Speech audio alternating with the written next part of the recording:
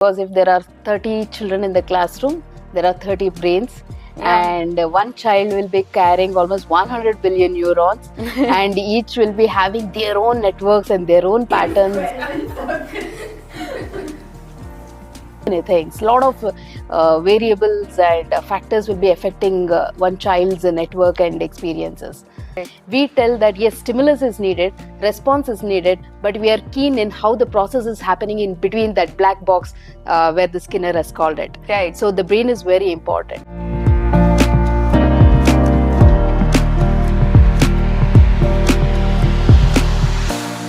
Hey pupils, this is Sharmida Kaushik, and if you're watching this, you are the learning kind. This is brought to you by Perpetual Pupil, experts at learning and development, currently focused on bringing new perspectives to education.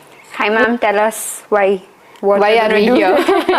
Okay, so here I'm trying to introduce bilateral exercises, and these exercises are used to engage both the hemispheres of our brain. One is left hemisphere and other one is right hemisphere.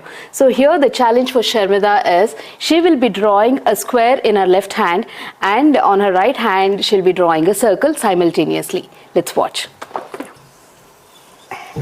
Yeah, you can keep tracing it. Good. Good. Simultaneously.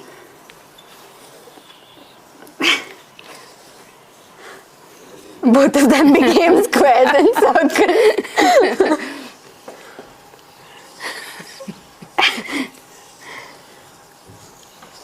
Okay.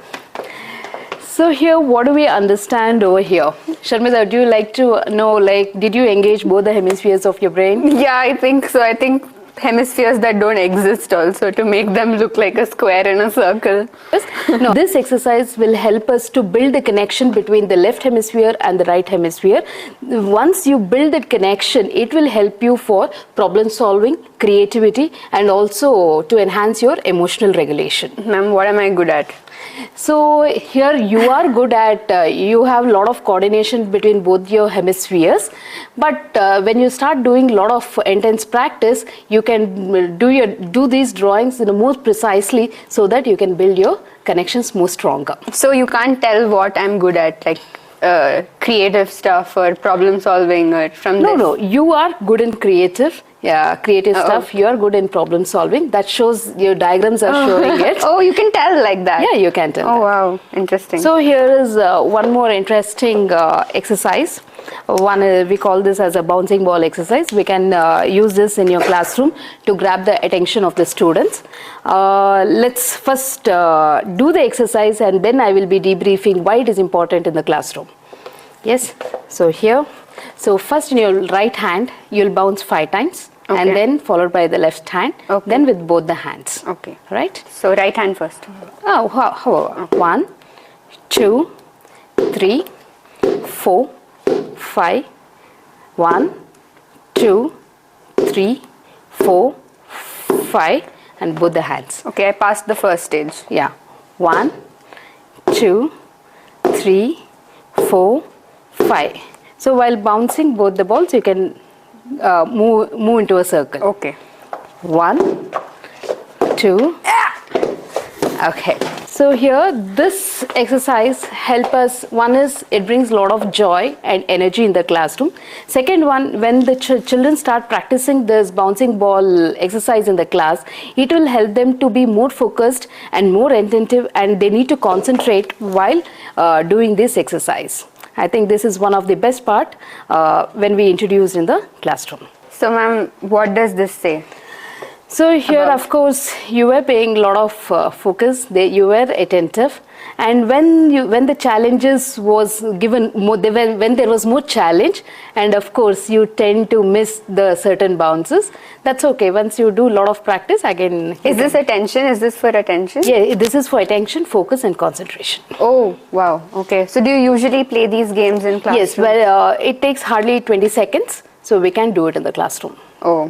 Before commencing your regular class, you can go ahead with the bouncing ball exercises. So this is part of neuroeducation? Yes, of course. Oh, interesting. Yeah.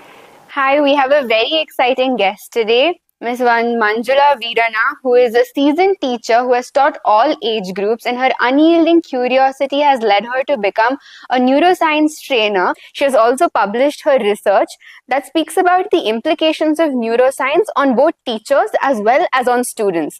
So I'm very excited to hear more about it from her. Okay. So my first question is, what's your favorite book right now?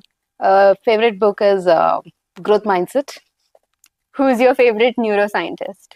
I have a couple of lists, but the first one is Kiran O'Malley. Nice. And what's your favorite theory in neuroscience? Neuroplasticity, which allows us to believe that brain is not hardwired, but it can change. Change. Nice. What is one what do you mean? A habit that you've picked up after studying neuroscience? Practice. Practice? Yes. Oh, even for a neuroscientist, there's no hack? No hack. You have to practice. Ma'am, are you a night owl or an early bird? It depends upon the situations. Actually, works helps me to decide I need to work the night or the day. Oh, but you're Most of the time, night owl. So I think again, same. it depends upon the work. I always work with the flow. I wanted to know why you liked Kiran O'Malley. What is something that you enjoyed reading about her? With him, he gave me so much of freedom, that is autonomy, and he made me believe that yes, even I can learn neuroscience, being coming from a humanities background, and he made me believe that it is not a difficult task to teach children, and he made me believe that teaching is always a joyful experience in the classroom. Is that one of the reasons you chose neuroscience? Not exactly. Neuroscience gave a lot of answers to my questions, which was pondering across my career. Earlier, when I began my teaching career in 2005, I always believed that I need to just complete the portions and give some conduct assessments and grade the students, and just move on with one academic to another academic year. But later, like in 2018-19 academic year, I happened to meet Kiran through online.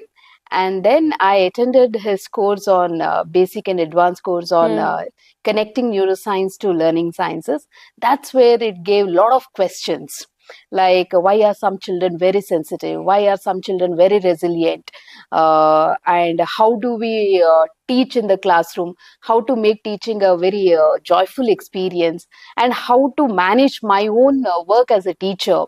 So like every now if I interact with teacher, like teachers comes with a mindset that morning prayer till evening exit, I need to go home, and I don't want to carry any kind of home, I don't want to do any kind of extra work.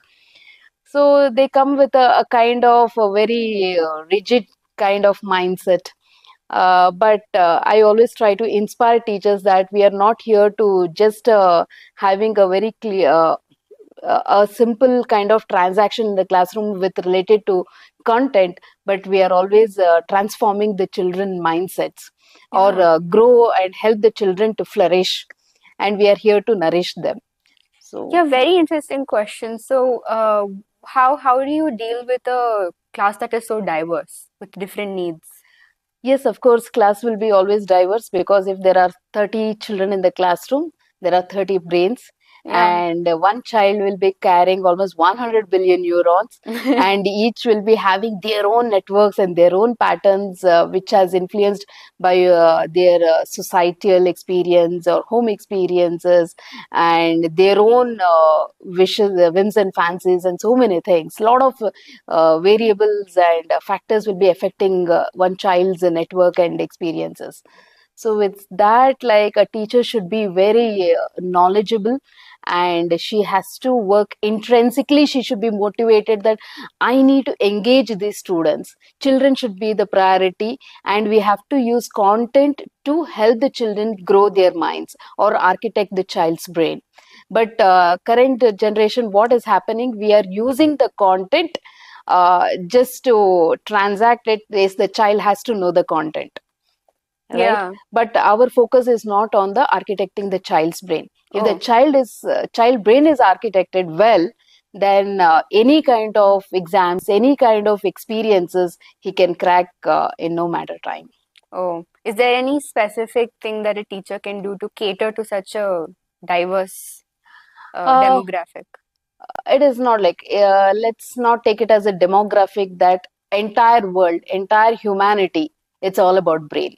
So if you understand brain, if you understand how brain processes the information very naturally, and how brain retains the information, and also how brain, how do we retrieve that information whenever it's needed, then I think it's just a walk in the park. Thank you. So, ma'am, would you say that is this the reason you say it's important for teachers to know neuroscience, Uh, learn neuroscience? Neuroscience is important. Let us go back to our the great psychologist, where we as a professional, like a B.Ed learners or M.Ed learners, we have learned lot of educational psychologies, right from Skinner, Thorndike's, and Yeah, lot of theories we research. have Yeah, learned. And they all believed that any change in behavior is learning. good. But we are just moving one step ahead and telling that yes, of course, behavior is important, and behavior is communication, and communication happens in the brain. And also BF Skinner always told that this brain is a black box. Oh, Right. And he only believed that the stimulus is important, yeah, stimulus and the end response. But we as a cognitive, we are coming from a school of cognitivism. correct. We tell that yes, stimulus is needed, response is needed, but we are keen in how the process is happening in between that black box, where the Skinner has called it. Right. So the brain is very important. So, Skinner, the one who slit the two hemispheres of rats and saw how they behave differently. no. Okay, I'm remembering a different study. Ma'am, I'm really interested to know about B.F. Skinner. You were just talking about it. Could you tell me something more about the research, the connection between psychology and neuroscience? Absolutely. It's a very interesting question. Let's talk about B.F. Skinner and the family around it, like in that era, who all worked, right? One is B.F. Skinner, then Thorndike, Pavlov, right? So all these people were working on two-dimensional ethos. One is like good, bad, right, wrong, good behavior, bad behavior, and so on. So somewhere like even the teachers in the classroom also took that like art of conditioning in the classroom, art of stimulus and response concept, and they just believed that yes, something has to be taught and something end result has to come out. Right, that was a procedure. So here B.F. Skinner, what he told is like this brain is a black box. So it doesn't matter what it is and how it functions. For him, stimulus what stimulus we give and what is that end response Correct. we receive. That was most important for B.F. Skinner. So hence he told that brain is a black box. But we are coming from a school of cognitivism. So there what we tell that yes, stimulus is important, response is also important, but in between how brain processes information very naturally, that is very important in a classroom. So like what happens in this situation is like yes, how brain processes information, and in the course of like what are the various multisensory or sensorial organs are involved in processing the information. And very importantly, emotions is a very integral part in processing the information. Cognitive process, of course. So here like suppose let's assume that the child is experiencing a lot of anxiety, stress, fear. What happens? Your entire top brain gets shuts down, right? And the child and his bottom brain will start functioning in the form of fight, flight, and freeze. Oh, So if the teacher understands this simple mechanism, she has to first make sure that the environment is safe and very congenial for the learners, and also make sure that you bring lot of joy, fun, and happiness, so that the child is not experiencing any kind of stress and anxiety. So when these things, the hygiene factors are taken care in the classroom, then automatically your top brain functions well, and all your higher order executive functions are in in green lights, and you will be in a full-fledged problem solver. Correct. You'll be very creative. You'll have lot of skills in imagination, critical thinking, and so on. Wow. Is that why you found it important to teach neuroscience as a subject? Of course, neuroscience is very important, and how do I tell? Like it's very important as I feel, but because now earlier this two-dimensional ethos, it worked well. Yeah. So hence there are many scholars also who have studied, who have come out in this using the same two-dimensional ethos model, or we can call it as a behavioral model. Yeah. But now this model doesn't work anymore. Oh. Because we are not in that last century, and the current century, the Gen Zs and Alphas, their requirements are very different, and what kind of informations are bombarding to the students are at it's like Higher level. it's a lot of in higher levels. Like for example, if you go to Shumaga Joke Falls, you see during the rainy season, lot of water will be gushing. Yeah. So that kind of energies are seen in this Gen Zs and Alpha kids. To make use of it. Absolutely. Yeah. So here, like students, no more they'll be engaged if you bring again right, wrong, good, bad. It's So, too small. Too small because they're already box. students are in four-dimensional ethos. Oh. Until and unless you bring the concept of the four dimensions, like what we have studied in mathematics, Yeah. or any kind, like for example, it might be motivation, mindsets, expertise, and even tech enabled. When you bring all these things in the classroom, then definitely the students will embrace the learning process and they'll start enjoying the learning process. Otherwise, it would be a very watertight kind of experience. They'll lose interest in schooling. Ma'am, was this the inspiration behind founding IICLS, the neural networks that you? Yes, IICLS is one of my favorite initiative, where like maybe neuroscience is creeping into education segment. Yeah. Maybe like past 50 to 60 years, like lots and lots of research papers are coming into this field, and a lot of people are working in the field of neuroscience. And we like for example, it might be the concept of resilience, the concept of sensitivity, the concept of neuroplasticity, the concept of social and emotional learning through neural lens.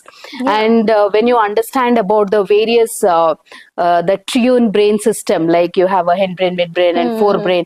When you understand all this entire system, somewhere you're giving the lot of actionable strategies to the teachers, and teachers are so empowered that we'll be in a position to help the children to grow better. This is very interesting. So to me. here, Yeah. IICLS, what it's doing is like we are trying to take the principles or the research findings from the field of neuroscience and converting these principles into actionable strategies and empower the students through professional development program. And that should not be a one-time process, but it should be a continuous professional development programs. And we have to inspire teachers. We Yeah. cannot tell that, hey teacher, today you have to study this concept and that concept. They'll again it's again the same. it's a vicious circle, right? Yeah. So we have to help them understand the importance, like what is the role of a teacher, why are we coming to a Yeah. classroom. One is, yes, of course, the bread and butter is always there. Yeah. That let us keep it aside. But more importantly, we have to create a beautiful world where the children are the primary focus in over there. Right. That's very interesting. Is there something that shocks people when you tell them about neuroscience? Yes, of course. Like it's almost 3 years back, like we started this initiative, and whenever I pitch in and talk to people about like let's introduce brain-based teaching in the classroom, let's introduce neural education in the classroom, the first important thing is it for special children? That question itself, it puts me so off that like, oh my god, it's so much of hardened research and we have done so much of good things for the humanity, but still the people are thinking in a very narrowed mindedness, narrow perspective kind. Yeah. So like it is not for the special children, It's for the normal children like you and me. If in a normal situation, in a very behavioral classroom itself, if the children are thriving so well, what if we create a classroom which is totally brain aligned? Then of course every child in the classroom, even an orchid child in the classroom, will thrive in their lives. Oh, what's an orchid? An orchid is a very sensitive child. Even a simple stress, even a simple problem, the child will withdraw himself from that. It might be physically that the child might be sensitive, or it might be emotionally and mentally also the child might be very sensitive. Oh, do we find a lot of children? Yeah, who are like, almost. I would like to quote Dr. Thomas Boyce, one of the world famous pediatrician. He has done a lot of work on the children called orchids and dandelions, and that's a very good example and research we can take it to the classroom. So he helped us in understanding why some children are very sensitive and why some children are resilient by putting his own life story in the research work, and he has given to the world. Oh, wow, interesting. This is actually something very new to me. How does an Indian audience usually perceive or accept theories and teachings like these? Is it? Actually, yes, it's again a very interesting question. When I strike conversation with a lot of education leaders and school owners and teachers, why, Manjula, we in India we have lot of rich culture and heritage, right from Vedas, Upanishads, and of course I do adore it, and I have lot of devotion to our culture. And what I say is, yes, of course, their thoughts, even in Hanuman Chalis, what we have experiencing in Hanuman Chalis itself, they have given the distance between the earth and the sun. Very clearly, it is mentioned. So, like that again, it's a very shocking to us. How come in that era people had so much of skills in understanding the distance between the earth and the sun? Yeah. Yes, of course, Indian knowledge is very important. But what is happening with current neuroscience? It is backing up with lot of evidences. Like earlier also, let's take the field of astronomy. Everybody came up with their own assumptions. Yeah. Right. Some told earth was a center, and some told sun was a center. So many assumptions and theories were there. But now the research has gone so far that every photographs and every moments and videographs helps us understanding the what is happening in the sky. Correct. Yeah. Right. So in the similarly, this brain, it's such a complex system what we are having here. Even I think even people are, we have not actually demystified it. Lot of research are still going on, and demystifying this 100 billion neuron network, it is not that easy thing. But still, with a lot of advancement with current technology and the system and advancement in medical sciences, that they have got certain insights about how actually brain processes the information and how brain actually loves to learn. Yeah. So it actually gives a lot of right principles, right evidences to the even for our Indian culture and traditions what we have. So, but what is the difference between traditional Indian education versus the neural education that you are talking about? In practice. So here, I would like to take a minute to again spend some time on, let's assume here we have a traditional Indian schooling, and let's not precisely tell it as Indian schooling or the worldwide. So worldwide schooling, we can call it as a behaviorist school, and here we have something called neural education. So here we are in traditional schools, what we consider is we believe in two-dimensional ethos. What I already told, it's a good, bad, right, wrong, good behavior and bad behavior. He scored well, so he is brilliant, and he didn't score well, so he is not so smart. Right. But in here we neural education, we have four-dimensional ethos where we have to give a kind of tech enabled and give that right environment, and also lace up with a lot of mindsets, motivations, expertise, and so on, then help the child to thrive. So four-dimensional ethos is very relevant to this current generation. Again, in two dimension, in traditional schools, so we have we believe in content driven. Yeah. We have a set of syllabus, we have a set of curriculum, we have to complete it, and then have the assessment and grade the students and go from one thing. It's like a conveyor belt system of education, which was introduced during the 19th century, where industrialization was very prominent. Correct. Right? But now we cannot rely on this content driven. But of course, in the neural education, content is important, but here the child is more important. So we use content to architect the child's brain, right? And again, in traditional schooling, here like it's more into fixed mindset and extrinsic motivated and routine expertise. Right? Yeah. Fixed mindset is you don't want to take much. You're fixed to a certain routines. You don't want to take a lot of risk. You don't want to take challenges. There should not be any kind of novelties in the situations and so on. Yeah. And then again, extrinsic motivation. You are only working for a certain rewards.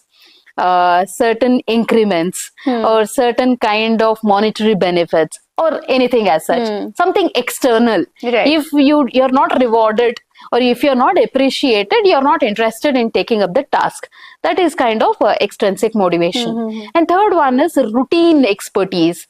Like any sort of a simple shift or simple change in their routine, people will get withdrawn. Oh.